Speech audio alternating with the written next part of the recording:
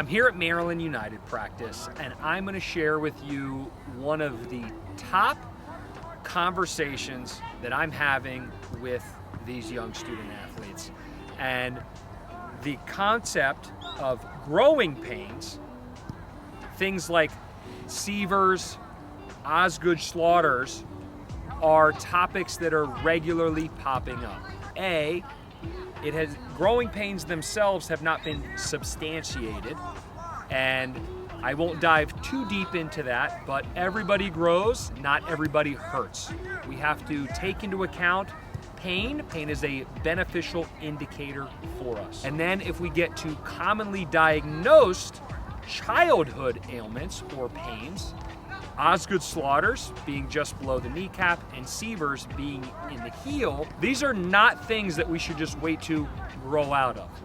These are things that we need to make sure that we are addressing and getting on top of so that they don't become something potentially greater. A minor thing can be major, and I would also argue that if you only have these on one side, it really defeats the whole concept where we're blaming it on growth. The individual's not growing only on one leg.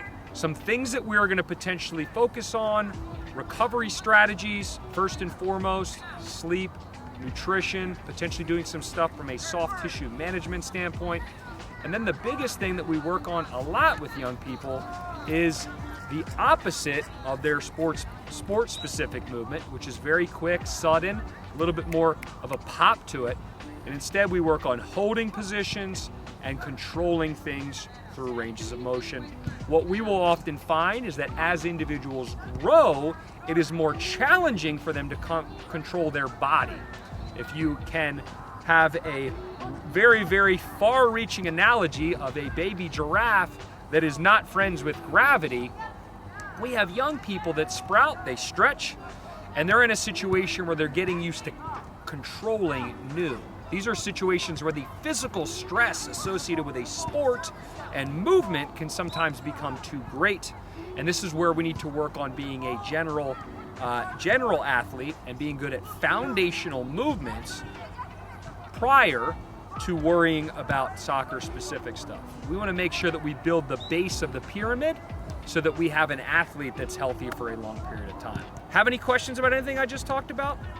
Leave comments in the section below.